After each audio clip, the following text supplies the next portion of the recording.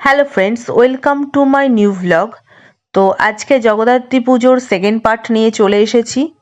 তো এখানে হলো যুবগোষ্ঠী যুবমাতা। ওখানে একটা দিদির সঙ্গে দেখা হলো, এই যে অঙ্কিতারই দিদি। তো তাই এখন ও দিদির সঙ্গে ও দিদির বাড়ি চলে আসলাম সকলে মিলে। দিয়ে আবার সবাই মিলে এখন আমরা ঠাকুর দেখতে বেরিয়ে গেছি। তো এখন চলে আসলাম প্রভাত সঙ্গে হয়েছে কি, এই প্যান্ডেলটা আমি বনগাঁতেও দেখেছি। তো বেশিরভাগই প্যান্ডেল দেখছি দেখা হয়ে যাচ্ছে। এখানকার থিম হয়েছে হায়দ্রাবাদের কৃষ্ণ মন্দির। তো চলো ভেতরটা দেখায় তোমাদেরকে। তো থিমটাই যেহেতু হায়দ্রাবাদের কৃষ্ণ মন্দির, তো তাই মাঝখানে একটা কৃষ্ণ মন্দিরও মতন, মানে রাধা কৃষ্ণের একটা মূর্তি রেখেছে। তারপরে ভেতরের ঠাকুরটা করেছে অসাধারণ, চক্রের মতো মাথার চারিপাশ দিয়ে ঘুরে যাচ্ছে, বেশ দেখতে দারুণ লাগছে।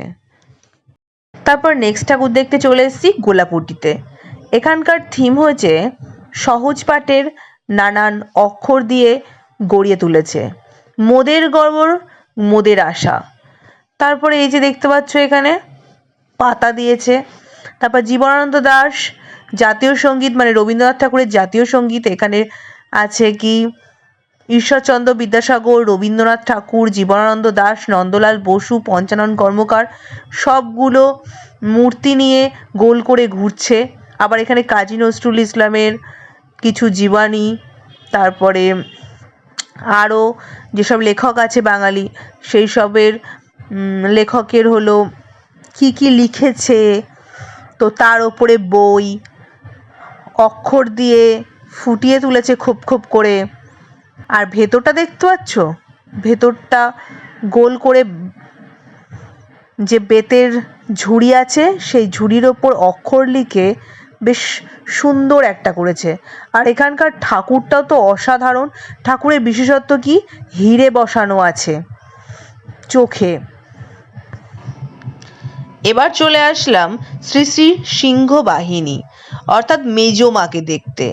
এখানকার থিম হয়েছে দর্পণ। দর্পণ মানে বুঝতেই পারছো কি, আয়না। আয়না দিয়েই নিশ্চয়ই কিছু একটা থিম হয়েছে। চলো ভেতর দিয়ে গেলেই বুঝতে পারবো।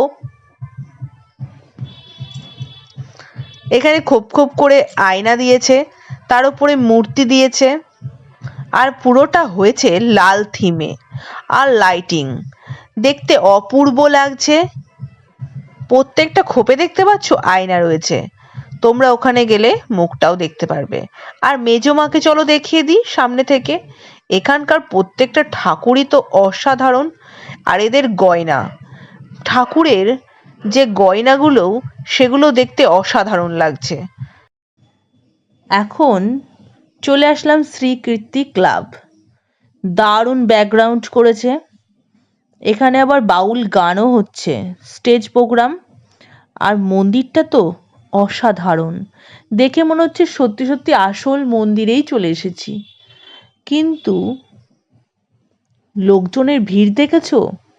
ঠিক এই জায়গায় যখনই গেলাম তখনই ফিসফিস বৃষ্টি আরম্ভ হয়ে গেল। আর মন্দিরে ঢোকার প্রবেশ নেই, কারণ এখানেই ব্যারিকেড ছিল। আর মাটা দেখেছো, অসাধারণ মূর্তিটা মায়ের। আর এখন হবে নাচ। এদিকে বাউল গান আর নাচ অসাধারণ। তারপরে অনেকগুলো ঠাকুর তো দেখে নিলাম। বাজে হলো এখন একটা, খেতে তো কিছু হবে। তাই এখন আমরা সকলে মিলে চলে আসলাম হাভেলিতে। তো কৃষ্ণনগরের হাভেলিতে এখন গেস্ট রুমে আমরা ওয়েট করছি। আমাদের টোকন নাম্বারও দিয়ে দিয়েছে। আর এই যে এটা অঙ্কিতা, আর এদিকে আমার বর। আমাদের টোকন নাম্বার হলো 20। তো আমাদের ঠিক ডাক আসবে। তো আসলো ডাক, এখন ঢুকেও পড়লাম। আমরা টোটালে এসেছি 10 জন। চলো আমরা 10 জনের সিটে বসে পড়ি এখন। তো এই যে আজকের আমাদের টোটাল টিম, তাও এখানে 2 জন নেই। এখন আরেকজন চলে এসছে, আর লাব্বুদা শুধু বাইরে গিয়েছে। তো চলো এখন তোমাদেরকে দেখিয়ে দিই আজকে আমরা কি কি অর্ডার করেছিলাম। আমরা করেছিলাম 5 plate fried rice, mix fried rice, আর করেছিলাম চিলি চিকেন, আর করেছিলাম হান্ডি চিকেন। তো আর ছিল 4 প্লেট নুডলস। তো ফার্স্টেই ওরা সার্ভ করে দিল নুডলসটা সবার পাতে পাতে। তো আমরা এই টোটাল দিয়েই সবাই ভাগ করেই খাবো, তো তাই ওরাই সার্ভ করে দিচ্ছে সুন্দর করে। প্রত্যেকটা খাবারই একদম গরম গরম এবং খুবই সুন্দর টেস্ট। তো আমরা সবাই পরিষ্কার করে একদম চেটেপুটে খেয়ে নিয়েছি। আর এখন বিল চলে এসেছে, চলো তোমাদেরকে দেখিয়ে দিই ক টাকা বিল এলো।